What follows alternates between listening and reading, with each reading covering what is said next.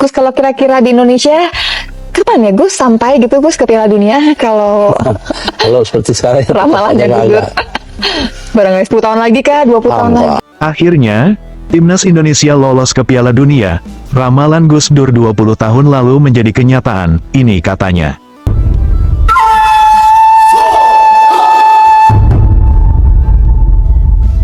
Dunia sepak bola benar-benar dibuat gempar oleh kabar yang tak pernah terbayangkan sebelumnya. Setelah puluhan tahun hanya menjadi mimpi, akhirnya Timnas Indonesia dipastikan tampil di panggung terbesar dunia, Piala Dunia 2026.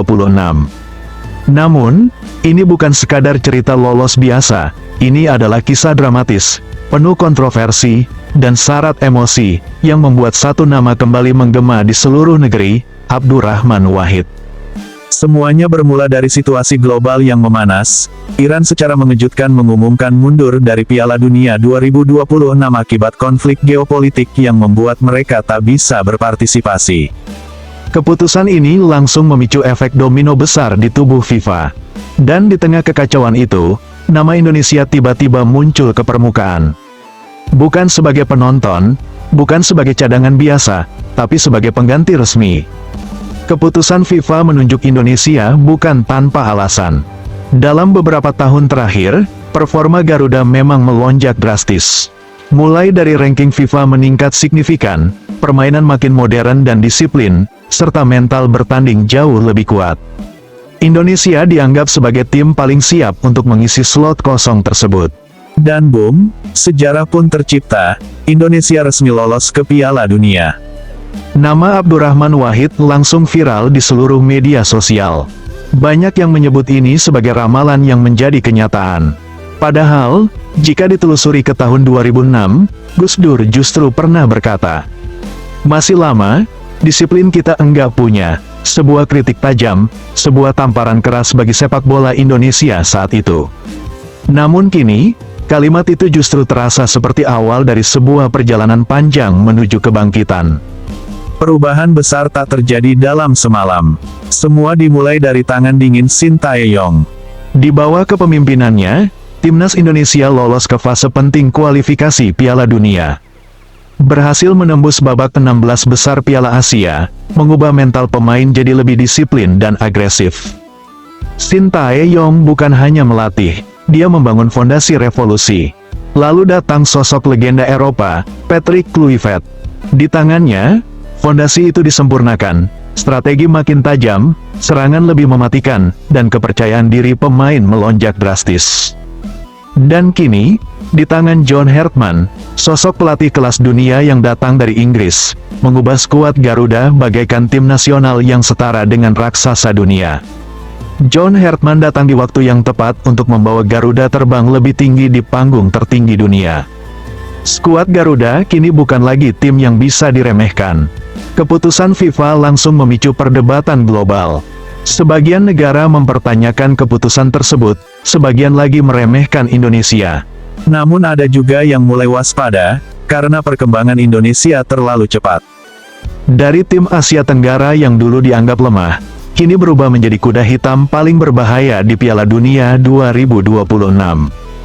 Dengan skuad muda, cepat, dan penuh determinasi, Indonesia datang bukan untuk numpang lewat, mereka datang untuk mencetak sejarah baru, mereka datang untuk membungkam dunia. Dan yang paling penting, mereka datang untuk membuktikan bahwa kerja keras, disiplin, dan perubahan, benar-benar bisa mengubah segalanya. Dari diremehkan, menjadi diperhitungkan, dari ditertawakan, menjadi ancaman. Dari mimpi, menjadi kenyataan. Apa yang dulu dianggap mustahil, kini benar-benar terjadi. Dan entah ini disebut ramalan atau bukan, satu hal yang pasti, Timnas Indonesia resmi ke Piala Dunia 2026. Garuda akhirnya terbang di langit tertinggi, dan dunia tak akan pernah sama lagi.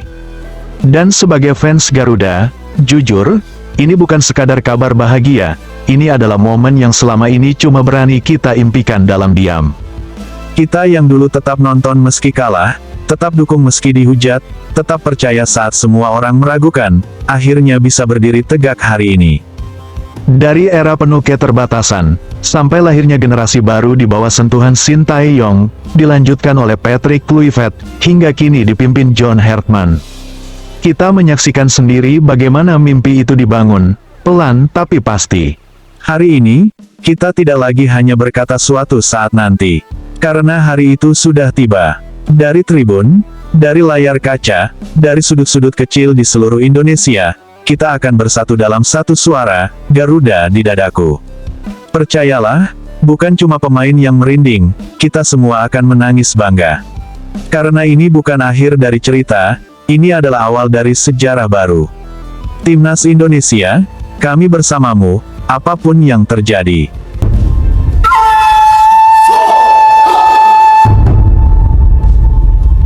Nomor 1 bisa guncang Premier League. Inilah 3 pemain abroad timnas yang siap tembus Liga Elit Eropa. Dunia sepak bola kembali menoleh ke arah Indonesia, di tengah kerasnya persaingan kompetisi Eropa musim 2025-2026. 3 pemain abroad timnas Indonesia justru tampil menggila dan membuka peluang besar untuk promosi ke kasta tertinggi liga masing-masing.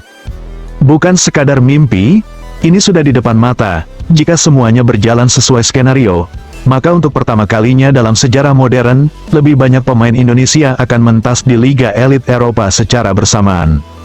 Siapa saja mereka? Inilah ulasan lengkap, panas, dan penuh tensi. 1. Elkan Bagot, benteng Garuda yang siap menggebrak Premier League. Nama Elkan Bagot tak terbantahkan menjadi yang paling disorot. Bek jangkung dengan postur ideal ini terus menunjukkan perkembangan luar biasa bersama Ipswich Town di kompetisi EFL Championship. Ipswich kini berada di posisi 2 besar klasemen, zona emas untuk promosi otomatis ke Premier League. Situasi ini membuat setiap laga menjadi penentu hidup mati. Bagot tampil semakin matang. Duel udara, nyaris tak terkalahkan, intercept, semakin tajam, distribusi bola, kian rapi, ia bukan lagi sekadar pemain muda potensial, melainkan pilar penting di lini belakang. Jika Ipswich berhasil mengunci posisi runner-up, maka sejarah akan tercipta.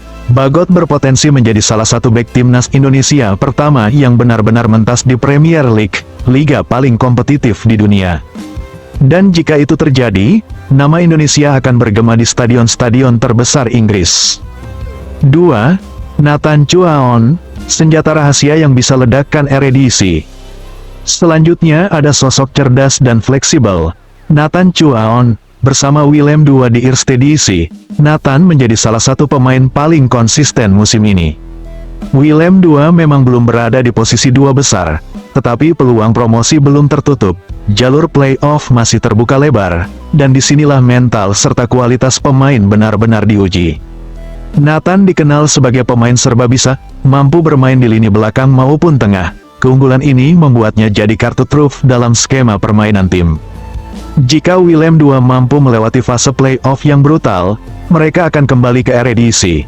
Dan jika itu terjadi, Nathan bukan hanya sekadar ikut promosi, dia bisa jadi salah satu pemain kunci di kasta tertinggi Belanda. 3. Joey Pelupessy, jenderal lapangan tengah yang siap bawa Lommel naik kelas. Nama terakhir yang tak kalah panas adalah Joey Pelupessy.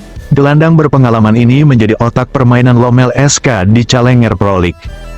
Saat ini, Lommel masih bertahan di 5 besar, posisi yang menjaga asa promosi tetap hidup. Namun, jalan menuju kasta tertinggi Belgia bukanlah hal mudah. Sistem kompetisinya dikenal rumit dan penuh tekanan. Disinilah peran Pelupessy menjadi sangat vital. Dengan pengalaman bermain di level tinggi, ia mampu menjaga ritme permainan, memutus serangan lawan, hingga menjadi pemimpin di lapangan. Jika Lommel mampu melewati rintangan yang ada dan promosi ke Belgian Pro League, maka Pelupessy akan menjadi salah satu gelandang Indonesia yang mencicipi kerasnya Liga Top Eropa. Fenomena ini bukan kebetulan. Dalam beberapa tahun terakhir, kualitas pemain Indonesia yang berkarir di luar negeri meningkat drastis. Mereka tak lagi sekadar pelengkap skuad, tapi benar-benar jadi penentu hasil pertandingan. Scouting Eropa mulai melirik pasar Asia Tenggara, dan Indonesia jadi salah satu pusat perhatian. Jika ketiga pemain ini benar-benar sukses promosi, maka ini akan menjadi titik balik besar bagi sejarah sepak bola Indonesia. Bayangkan, merah putih berkibar di Premier League, Eredivisie, hingga Belgian Pro League. Bukan lagi mimpi, ini sudah di depan mata. Sekarang tinggal satu pertanyaan besar. Siapa yang akan lebih dulu mencetak sejarah dan mengukir nama Indonesia di panggung elit Eropa? Yang jelas, Garuda sedang terbang tinggi, dan dunia tak bisa lagi mengabaikan. Mata dunia kini tak lagi sekadar melirik, mereka terpaku. Di tengah gemuruh stadion-stadion megah Eropa yang selama ini didominasi oleh nama-nama besar dari benua biru dan Amerika Selatan, kini mulai terdengar dentuman baru. Sebuah dentuman yang berasal dari tanah Nusantara. Sebuah getaran yang berasal dari sayap pesawat Garuda yang kini semakin kuat, semakin lebar, dan semakin siap membawa nama Indonesia terbang setinggi-tingginya.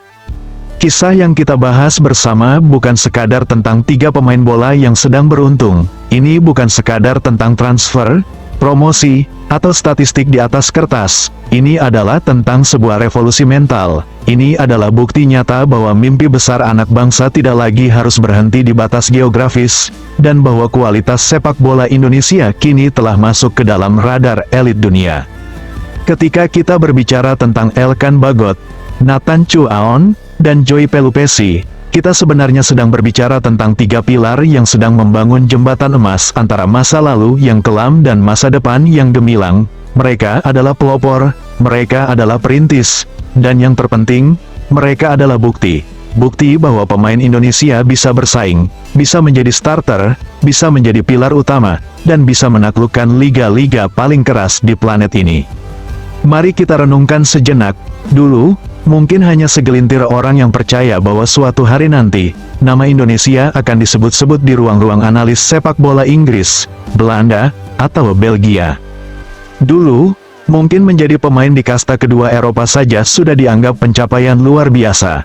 Namun hari ini, standarnya telah dinaikkan. Hari ini, targetnya bukan lagi sekadar ikut bermain, melainkan menguasai permainan. Hari ini, tujuannya bukan sekadar berkarir, melainkan membuat sejarah. Elkan Bagot, sang penakluk tanah Inggris. Bayangkan skenario itu. Bayangkan sebuah sore yang dingin di Inggris. Lampu sorot stadion menyala terang di salah satu markas raksasa seperti Old Trafford, Anfield, atau Emirates Stadium. Di sana, berdiri tegap seorang pemuda dengan postur tubuh yang ideal, rambut pirang, namun di dadanya tersimpan jiwa patriot yang membara untuk merah putih. Itulah Elkan Bagot. Perjalanannya bersama Ipswich Town bukanlah jalan tol yang mulus. Ia melewati masa peminjaman, ia berjuang mendapatkan tempat, dan kini ia menuai hasil. Jika Ipswich Town sukses melesat ke Premier League, Bagot tidak hanya sekadar menjadi penonton sejarah. Ia akan menjadi aktor utamanya. Menjadi bek di Premier League adalah ujian tertinggi bagi setiap pemain di dunia. Di sana, setiap detik adalah pertarungan hidup dan mati. Kecepatan, fisik, kecerdasan taktis, dan mental baja adalah syarat mutlak. Dan jika Elkan Bagot mampu bertahan, bahkan bersinar di sana, maka ia telah memecahkan kutukan. Ia akan menjadi standar baru bagi bek-bek muda Indonesia. Jika Elkan bisa, kenapa saya tidak? Itulah pesan yang akan ia kirim ke seluruh generasi. Kehadiran Bagot di Liga Inggris akan menjadi magnet terbesar bagi sepak bola Indonesia. Ratusan juta pasang mata akan menyaksikannya setiap pekan. Nama Indonesia akan tercetak jelas di skor-skor dunia. Ini bukan hanya soal prestise, ini adalah soal diakui. Dan ketika itu terjadi, kita tidak hanya bangga sebagai penonton, tapi kita bangga karena kita tahu, darah Indonesia mengalir di lini pertahanan terbaik dunia. Nathan Chu Aon, KEAJAIBAAN dari negeri kipas angin. Sementara di Belanda, negeri yang terkenal dengan filosofi sepak bola totalnya, Nathan Chu Aon sedang menulis kisahnya sendiri. Willem II adalah tim dengan sejarah besar, dan Nathan adalah salah satu kunci untuk mengembalikan kejayaan mereka di Eredivisie. Apa yang membuat Nathan istimewa adalah fleksibilitas dan kecerdasannya. Di era modern sepak bola, pemain yang bisa bermain di banyak posisi adalah aset berharga. Namun, menjadi serba bisa bukan berarti serba biasa. Justru, Nathan menunjukkan bahwa di setiap posisi yang ia tempati, baik itu bek kiri, gelandang bertahan, maupun pemain sayap, ia memberikan kualitas yang sama tingginya. Eredivisie dikenal sebagai liga yang mengedepankan teknik, penguasaan bola, dan ritme permainan yang cepat. Jika Nathan sukses membawa timnya promosi dan tampil gemilang di sana, ia akan membuktikan bahwa pemain Indonesia memiliki teknik yang setara dengan pemain Eropa. Ia akan menjadi inspirasi bagi banyak anak muda di Indonesia yang mungkin merasa minder dengan fisik, namun percaya pada kemampuan teknis dan visi permainan mereka. Nathan adalah representasi dari masa depan sepak bola Indonesia yang cerdas, modern, dan berkelas. Ia adalah bukti bahwa kita tidak hanya bisa mengandalkan fisik, tapi juga otak dan teknik yang memukau. Joey Pelupesi, jenderal perang yang membawa pengalaman. Di sisi lain, ada Joey Pelupesi yang dengan tenang namun mematikan mengatur irama permainan di Belgia. Lommel SK mungkin bukan nama sebesar klub-klub raksasa Eropa, namun Liga Belgia adalah tempat di mana bakat-bakat dunia ditempa. Liga ini keras, fisik, dan sangat kompetitif. Peran Pelupesi di tengah lapangan adalah ibarat jenderal, ia yang mengatur tempo, ia yang memutus serangan, dan ia yang menjadi kompas bagi rekan-rekannya. Kehadiran pemain berpengalaman seperti Joey di level ini sangat krusial. Ia menunjukkan bahwa ketenangan dan kedewasaan bermain adalah senjata yang tak kalah mematikan dibandingkan kecepatan atau kekuatan fisik semata. Jika Lommel SK berhasil naik kasta dan Joey menjadi aktor utamanya, maka ia akan menambah daftar panjang pemain Indonesia yang berhasil menaklukkan Eropa. Ia akan menjadi panutan bagi generasi yang lebih tua maupun yang lebih muda, bahwa kerja keras, disiplin, dan konsistensi akan membawa kita sampai ke puncak. Lebih dari sekadar 3 nama, sebuah era baru. Namun, mari kita lihat gambaran yang lebih besar lagi. Keberhasilan ketiga pemain ini adalah puncak gunung es dari sebuah proses panjang. Ini menandakan bahwa scouting network dunia kini mulai melirik serius ke Asia Tenggara, khususnya Indonesia. Dulu, pasar transfer Asia mungkin hanya identik dengan Jepang, Korea Selatan, atau Australia. Namun hari ini, peta itu berubah. Nama Indonesia kini menjadi incaran. Klub-klub Eropa mulai sadar bahwa di Indonesia terdapat talenta-talenta luar biasa dengan fisik yang bagus, semangat juang yang tinggi, dan potensi yang tak terbatas. Ketika Elkan, Nathan, dan Joey sukses, pintu akan semakin lebar terbuka untuk pemain-pemain lainnya. Agen-agen akan lebih percaya membawa pemain Indonesia ke Eropa. Klub-klub akan lebih berani memberikan kontrak, dan yang paling penting, para pemain muda di Indonesia akan memiliki role model yang nyata. Mereka tidak perlu lagi hanya bermimpi melihat idolanya di TV. Mereka bisa berkata, saya ingin menjadi seperti Elkan, saya ingin menjadi seperti Nathan, saya ingin menjadi seperti Joey. Ini adalah titik balik. Jika ketiganya berhasil promosi di musim yang sama, ini akan menjadi fenomena langka yang mungkin belum pernah terjadi sebelumnya dalam sejarah sepak bola nasional. Bayangkan, di satu musim, kita memiliki perwakilan di 3 liga top Eropa sekaligus, Premier League, Eredivisie, dan Belgian Pro League. Bayangkan bagaimana antusiasme masyarakat. Bayangkan bagaimana rasa nasionalisme yang membangkit. Setiap akhir pekan, jutaan rakyat Indonesia akan menyalakan televisi, bukan untuk mendukung klub asing semata, tapi untuk mendukung putra-putra mereka sendiri yang sedang berjuang di luar sana. Merah putih akan berkibar di layar kaca dunia. Lagu Indonesia Raya mungkin tidak dinyanyikan di sana, tapi semangatnya akan terasa dari setiap tendangan, setiap tackle, dan setiap kemenangan yang mereka raih. Tantangan yang masih menanti, namun kita juga harus tetap berpijak pada tanah. Jalan menuju promosi dan bertahan di Liga Elit bukanlah hal mudah. Masih ada sisa laga yang harus dimenangkan. Masih ada tekanan yang harus ditanggung. Masih ada lawan-lawan tangguh yang harus dikalahkan. Untuk Elkan Bagot, tekanan di EFL Championship adalah luar biasa. Setiap kesalahan kecil bisa berakibat fatal. Namun, itulah yang membuatnya semakin dewasa. Ia harus membuktikan bahwa ia bukan sekadar pemain Indonesia yang kebetulan ada di sana, tapi ia ada di sana karena ia memang pantas. Untuk Nathan Chuaon, jalur playoff adalah neraka sepak bola. Satu laga penentu, mental baja adalah kunci. Ia harus menunjukkan bahwa ia adalah pemain big match, pemain yang justru semakin bersinar ketika situasi semakin panas. Untuk Joey Pelupesi, konsistensi adalah kunci. Memimpin tim muda di liga yang keras membutuhkan stamina dan fokus yang luar biasa. Namun, Satu hal yang pasti, mereka tidak sendirian. Di belakang mereka, ada seluruh rakyat Indonesia yang menjadi supporter kedua belas. Doa, dukungan, dan kebanggaan kita adalah energi tambahan yang tak ternilai harganya bagi mereka. Kesimpulan, masa depan sudah tiba jadi. Siapa yang akan lebih dulu mencetak sejarah? Apakah Elkan Bagot yang akan menjadi ikon baru di Inggris? Atau Nathan Chuaon yang akan memukau publik Belanda? Atau mungkin Joey Pelupesi yang akan menjadi rajanya lini tengah di Belgia? Sungguh pertanyaan yang manis. Pertanyaan yang menunjukkan betapa bangganya kita memiliki pilihan-pilihan hebat seperti ini. Namun terlepas dari siapa yang lebih dulu, kemenangan terbesar sudah ada di depan mata. Kemenangannya adalah ketika dunia sadar bahwa Garuda telah tumbuh dewasa, sayapnya sudah kuat, parahnya sudah luas, dan visinya sudah jelas, mengukir nama Indonesia di panggung dunia. Mereka sedang menulis sejarah, mereka sedang memecahkan batas, mereka sedang membuktikan bahwa tidak ada yang mustahil bagi bangsa ini.